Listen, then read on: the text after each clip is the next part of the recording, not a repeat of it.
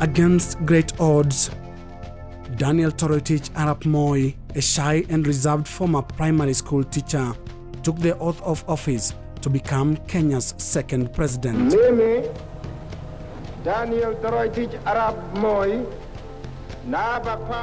with the decisive hand of Charles Njonjo, the spirit and letter of the Constitution was enforced on the same day Mzee Kenyatta died. Daniel Arap Moi is now president of Kenya for the next 90 days until an election is held for the future president of Kenya. The 90 days elapsed and Moi was confirmed president after being elected unopposed in the 1979 election. But those who worked hard to stop him from succeeding President Kenyatta dismissed him as a stopgap president, and they had a term for it, a passing cloud. People of the Central Province themselves, they said, oh no, it's a passing cloud. Moi was called a passing cloud. Passing cloud. Because you think your backyard is going to determine who is a passing cloud and who is not. He stayed for 24 years, 4 months and 80 days.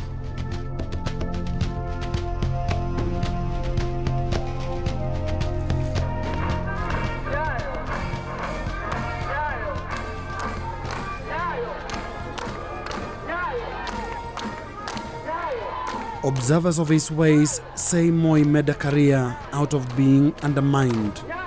To succeed Kenyatta, he endured humiliation, some of it physical, from opponents that included powerful figures that had access to Kenyatta. But Moi used, among other things, his open and unquestionable loyalty to Kenyatta as a stepping stone to power. Kenyatta had some personal liking for Moi at that time.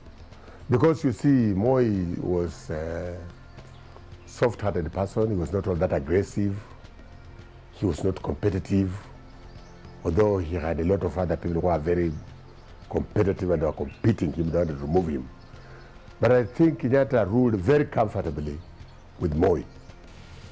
As much as others were fighting against him, the so-called King Constitution, they will always go to State House, Nakuru or Nairobi or Gatundu or wherever and talk to President Kenyatta. But Kenyatta would not hear any nonsense because Kenyatta tells them, look, don't tell me about Moi. I saw it in television, talking about greeting people on my name. What have you done for me? Why are you here? So you can see the difference. In a move calculated at appealing to the Kenyatta base, Moi coined a slogan, Nyayo, or Swahili for footsteps. He is pledged to follow the ways of Jomo Kenyatta. That is a saying that anyone would say. I'll follow the person who has given this position to me, and I make sure I'll follow his footsteps. But on the way, you find your own way. You leave those steps, you make your own steps. You cannot keep on following because you even do not know where the person was going. When you look at the statement of following the footsteps and you analyze the first president, then you analyze whether the second president followed the footsteps, there will be a lot of question marks. His style was totally different. Nobody even, for example, at that time noticed that it may only be superficially Nyayo, but in terms of content, there were very fundamental differences in the approach to economic development. Moi said, Fuata Nyayo. Fuata Nyayo means follow the steps of the late President Kenyatta. So he equally used the administration machinery as opposed to the KANU for his administration. And he used it, the provincial administration, very effectively. Aware that he was regarded rather lowly, President Moi's immediate instinct was to fight for his own survival. When Moi came in, it was really very good in terms of the expectation. Moi was young. At that time, Moi was only 52. was 52. He was a young president, and he was able to tour the country. He was, he was with the people all the time. Moi hit the ground running. Whenever there was a problem, he would be there within a day. I can tell you today, Moi didn't have any timetable. He used to take things as it comes. You can see him say Mombasa is burning, or there is lightning in Kisii, which happened last night. The following day, we'll go and consult that family. He'll be there. He wanted to be in on every decision, be involved to the extent that he could change decisions, he could affect decisions. He was micromanaging wherever he could, crisis managing when it was necessary. But he didn't trust people to get on and do things. Moi will want a report of every single thing. And he will even get concerned if he doesn't see you for a week. He thinks maybe your loyalty is wavering. Moi retained much of the Kenyatta inner circle, and specifically the man who ensured he became president, Charles Mogane Njonjo. In the circle too was Laikipia politician J.J. Kariuki and the vice president Moi had chosen, the Aben Nyeri politician Mwai Kibaki. Together they constituted a form of collegiate presidency that saw them ride together in the presidential limousine. There used to be a lunch with Karithi and Moi and Charles and Njonjo, a few others, at one of two restaurants in Nairobi, and they always had the same table, and you could always, practically every day of the week, go to one and miss them and go to the other, and they would be in the same table in the same corner discussing national issues. We were with him only for 3 years. When we were running the government that time, as government. But an event that happened exactly 4 years into Moi's presidency changed the man forever. A group of disgruntled Air Force servicemen briefly overthrew the government on the 1st of August 1982, before being overpowered by loyalist forces commanded by Brigadier Mahmoud Mohammed. The problem, of course, came after the attempted coup, when Moi felt insecure, the system insecure, and then he had to organize a system which would provide more security. But of course, once beaten, twice shy. Isn't it human nature to tighten up screws when you think there are some weaknesses? From then on, an insecure Moi turned to the Machiavellian script, stripping the ranks, getting rid of Charles Njonjo, and constructing his own power circle made of figures from his own Kalenjin tribe, such as powerman Nicholas Biwott and presidential fixer Mark Too. He went somewhere in Kisii and said that the British are grooming someone to become the president of this country. And he did not mention the British that time, but he mentioned some foreigners. Some foreigners are supporting someone to take over the Kenya government. And he did not elaborate. So there was a lot of politics immediately after that. The whole week, nothing else other than statements from individual politicians. They think it is you, they think it is so and so. Yeah, because he was so key to Moi's succession.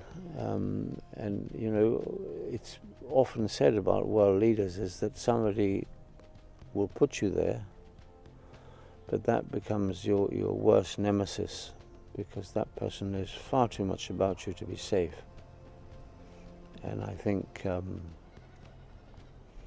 Moi felt the need, under advice from Biwott and some of the others, to bring Charles down to a level that they could handle him. Moi knew what he wanted, but sometimes he didn't know how to get what he wanted. and therefore relied a great deal on the people he associated with, on ideas and on how to achieve exactly what he wanted. Moi thought in pictures. He would paint a picture of exactly what he wants to see. And then how to piece up the whole pieces to get to that picture depended on the people who were around. When Moi said following Nyayo Kenyatta, little did the Kenyatta boys realize that he would replace them with a mafia from his own community. Those of us who know exactly what used to happen, you wouldn't believe it's Moi when you find Moi and Biwott arguing. And Biwott didn't have the small voice that he normally uses. He will talk and you'll think he's a lion roaring. And you'll find Moi is sometimes seriously subdued. I'm a very friendly person. I don't abuse people. I'm a human being, and I've seen it all. Walk, dine, move around, being on the yacht, being in any state of the jet. So I've seen it all, but I always remain Magdo. I don't change. As a messenger, I used to work and I used to wear two hats. One hat was if I win or if things goes well, the person to get credit is the government. Is also President Moi. If things goes wrong, or if I don't even win whatever I'm doing, nobody, they will always say that is not the government position. I went up to Tehran, met Rasafjani, who was the Speaker of National Assembly. We went up to Masat, near Caspian Sea. I met the Supreme Leader now, and then he was the President, Khamenei, and we were trying to get the Western hostages. Iranians to use the influence in Lebanon to get the Western hostages. People like Magada, Terry White. I met Shamir in Jerusalem, Prime Minister of Israel. Prime Minister of Israel. I met Akol in his office. He spoke with President Moi. So all these things came in between. Yes. Well, there was no training because somebody who has never gone to secondary school. Moi used to have a lot of advisors. Moi used to have a lot of confidence. They were those who were doing politics for him, and they were those who were based on commercial basis. So for me, I was doing politics. So while people like Biwott and the others, they were doing politics plus and also commercial politics. Whenever I approach him, I'll always approach him with a smile. Even if it is a full smile, I'll say, and although he's so angry, he says, "What is it?" I say, "Nothing, sir. I see you are in a bad mood, blah, blah, blah." So the ceasefire, I will always use small words until he start laughing.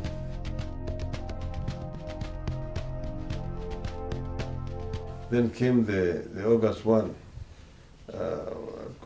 coup attempt, which now sent Nyayo in the other direction. After the 1982 coup, Moi made security and intelligence gathering the central plank of both his own survival and that of his state. He made it a personal responsibility to always be in the know. He used to get raw information. So if you come and you try to cheat, because even me, if I went out late and Moi wanted to know whether I was at home early enough, he would know. He would know even his ministers who drink late and who don't drink, who are loyal, who cheat, he would know. Yeah, he was extremely well informed.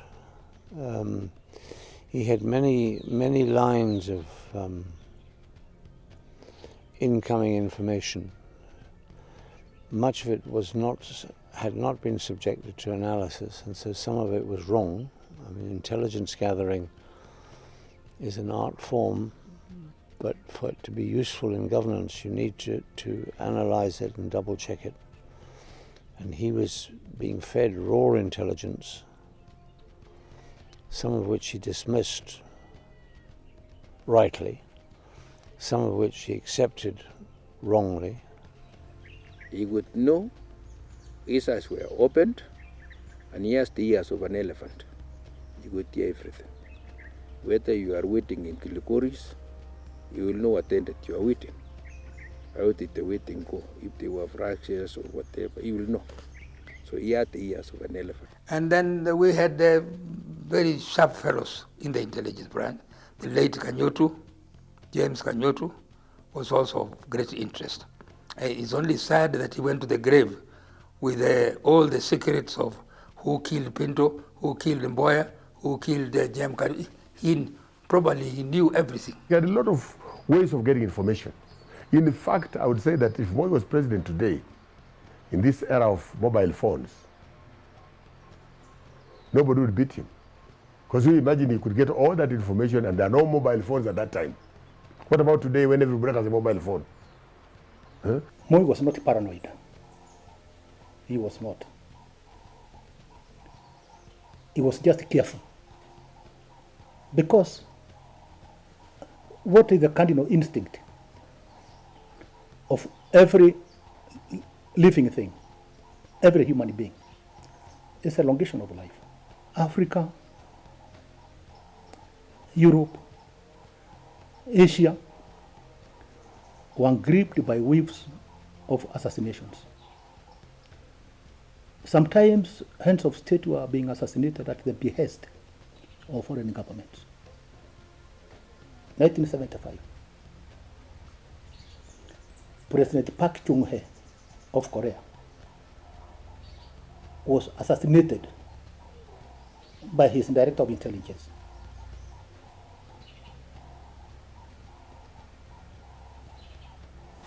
So, you could not trust anybody.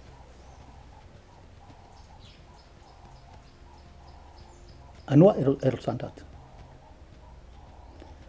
was assassinated by his own armed forces in 1981. Indira Gandhi visited Nairobi for a UN Habitat meeting. When she went back home in 1984, she was assassinated by her own chief bodyguard. The president of Burkina Faso, Sankara, was assassinated by his deputy at the behest of a foreign government. Like Kenyatta, Moi also made the powerful provincial administration the face and muscle of his administration. There is something that you need also to know.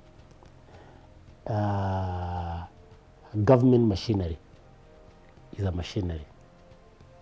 Government is a machinery. And that machinery has brakes, has gears, it has pistons, it has fuel. It's a real machinery. It's a living organism. He had a telephone link with every corner of the country. And Moi knew almost every district commissioner by name. And every provincial commissioner. I didn't encourage him calling me. I encouraged myself to call him. I'm his provincial commissioner. It is his province. Just give me to administer.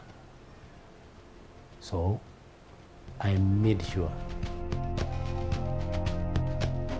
When I was in Nyanza, I knew I had a bit of a challenge, very, very big challenge, because I was told right from the word go, this is not a KANU, meaning this is not our government. You are serving that government which you oppose. Here you come as a provincial commissioner, you are now exposed. If there is something bad, inakuja kwako na inagoga. There's not a question about it. You mess the government, and the call from the president, if he is not happy with what's going on, is not very interesting. I don't know whether you know how the administrators do, I don't know whether you have attended the Aras Baraza. The minute you see some DC has put a soga stick here, nafanya na mumefanywa hata hiyo, yes, hata hiyo, you know, the wananchi, you are on your knees. The government has offended the people. But the minute it is them who have offended, then the soga stick is here. We are not going to allow this. We are not going to allow this. But the minute you see my soga stick here, and I say, is that so? Hata hiyo, meaning that already you are now bringing the whole thing to settle.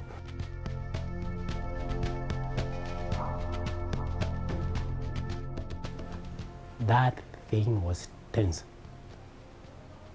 And it was tense in the sense that you could see bloodshed coming in. Yeah, it was very tense. And even the Jukwaa was very, very tense. What did happen is, we had the universities, and they are shouting all over, and they were drunk. Moi must go, Moi must go, and you know, he's just seated here. Nairobi made a terrible mistake. Without consulting us, they brought horses. Horses in a Luo-based function. Terrible mistake. They had brought the plane I stopped because I had seen it come. No, it's not going to come. To do surveillance, no, you can't. Not Nyanza. Because I know the community. It's me who is with them. So I see now my PPO being called by the commissioner. So I knew this instruction coming. Na wajua atapiga saluti. Nikakimbia, what do you want to say? Then he said, we want to every police officer to come here to push the people. No. Push these people. Push. Kifua, eh? Say no. Students, you know, they will push you and you not do anything because that's what they like. So I refused. You know, PA system ya mzee. The other one is with Castro, the other side, pale chini. As my MC na haoni because he's not able to come to the dais. So I just pointed this. Mzee, hiyo ni saluti yake. Sema hii leta hapa. You know where mzee is? You know, they could not believe it. The camera people wanamwangalia mzee, mzee akawaambia leta. That time, waliona kama anything can happen because you must protect the presidency. And these people do not know the strength we had, security strength, which was there because it was very well covered security-wise. You can't play about with it because anything can happen because of the emotions of the leadership, which is there. And then, God is good. Because I just told them, wananchi watukufu, wananchi wa Bondo walikuja kuzika huyu shujaa. You know already now, you've got it. The way it is happening here, something is not right. Na tunataka tuwasaidiane na nyinyi ili tulete heshima ya wananchi wa Bondo. You know now the leadership ya wale. Nataka kila mtu asonge nyuma. You know the minute a riotous crowd, they obey you in one step, you have taken control. So again, even nyinyi wa camera, push, you know. And you are using what? Mzes. I had, in fact I explained them, na why you hear us having a problem. Unaona those big loud speakers, yes, they were being pushed by the university. Egerton, I named Egerton because they were a nuisance. You know, if you name them, you know, everybody withdraws deliberately. It's just administration. So wanafunzi wa Egerton walikuwa na push hiyo, that's what we are sorting out. But na YPK kaza kupiga makelele nikamwambia, we know where you are talking from. Allow us to sort out because you do not know what we are talking, because he started shouting. He saw that we are managing the crowd. So baada hiyo nikasikia hapa nyuma, yotosha. Meaning that the control has come. But a powerful provincial administration also meant an intimidating political environment. And the circular, which came on how we deal with the opposition, was quite interesting. I wasn't in provincial administration for a whole year outside, so I did not understand certain things. The circular said that if you want to talk to somebody in the opposition, you must call another member of staff so that you are 3. And as a provincial commissioner, I said, how would I implement that? State agencies became part of Moi's political arsenal, deployed with single-minded brutality against political enemies, real or perceived. You are either a dissident or a loyalist. And even loyalism had the degree. You are either very loyal or you are a bit loyal or something like that. But the truth of the matter also, the regime repeated exactly what the Kenyatta regime did. Moi detained me for no reason. I was just a student. I had not done anything. He made up stories about us. And he took us to court and expelled us from the university, and we ended up going into exile. That is heartless. These are simple students, some of them like me were orphans who didn't have anything. Our mothers, like me, I was brought by a single mother, were looking up to us to come and help them after finishing school. It destroyed a lot of lives.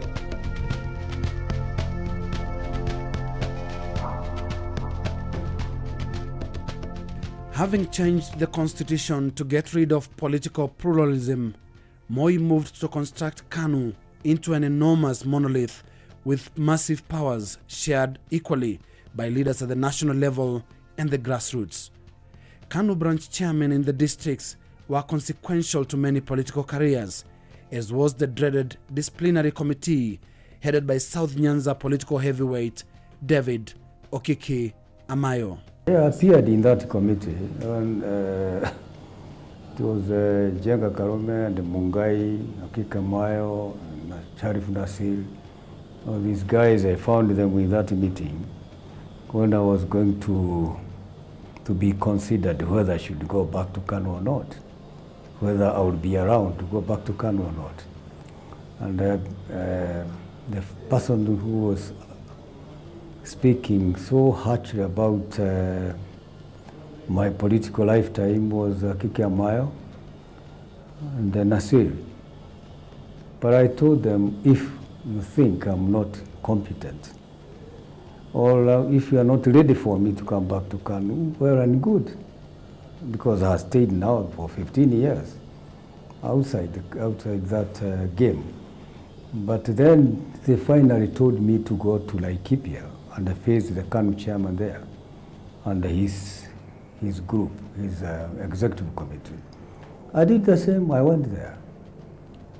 And the first question I was asked, why were you removed from KANU?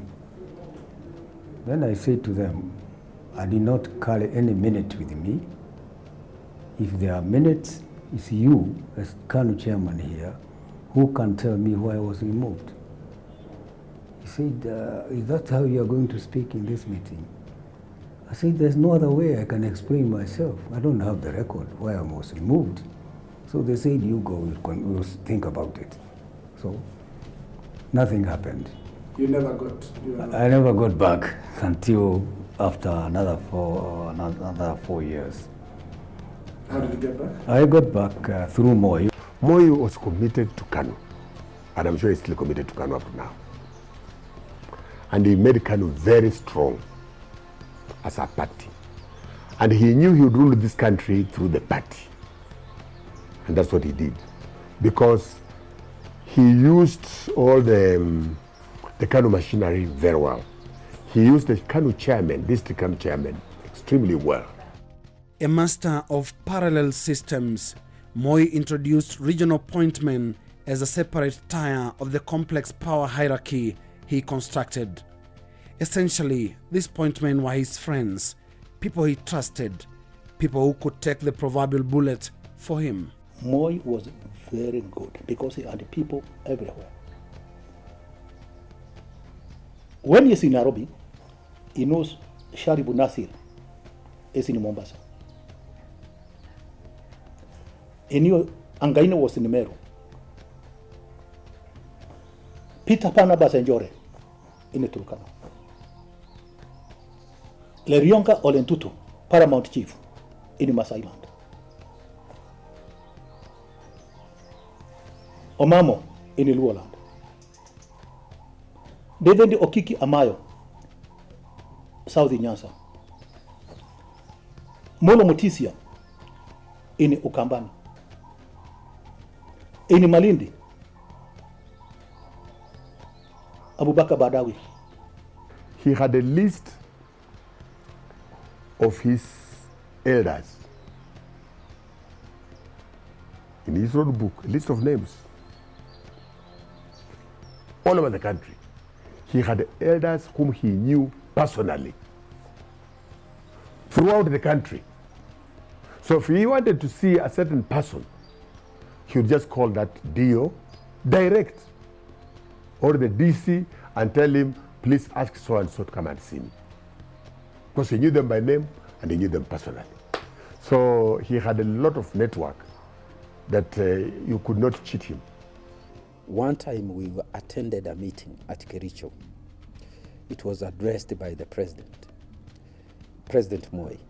When we came back to State House, people like Toroitich, Salat, and William Lasoi, and Kariuki Chotora, they started telling the president that when he was on the platform, that light was coming from his body and going out the way it did from Jesus when he was. And I knew he was that this was a lie. I was there. I never saw any light emanating from the body of the president and having a halo surrounding him. But he was being told these things, and he was laughing in full appreciation, in full belief that what they were telling him was true. And I knew it was not true. Moi was also an accomplished master of the carrot and stick philosophy. He was reputedly generous with cash and other favors. Well, Moi was a very good person. Moi, personally, I would describe him as a very good-hearted person. He is somebody who would like to assist people. He's somebody who would see a poor person and you can see him feel that this person is suffering. He was a very kind man in many ways, personally kind. He was showed, at least to my satisfaction, a sense of sensitivity to other people's feelings. Naturally, he's generous. He's a traditional, he's like an African herald, the traditional way. You go to a mzee's home, you just don't go empty-handed. You get something. So he had that a lot, because I know you could even come to an embassy, we entertain him. I mean, we receive him, organize protocol and whatever. At the end of it, he will tell us he could leave a little money, organize something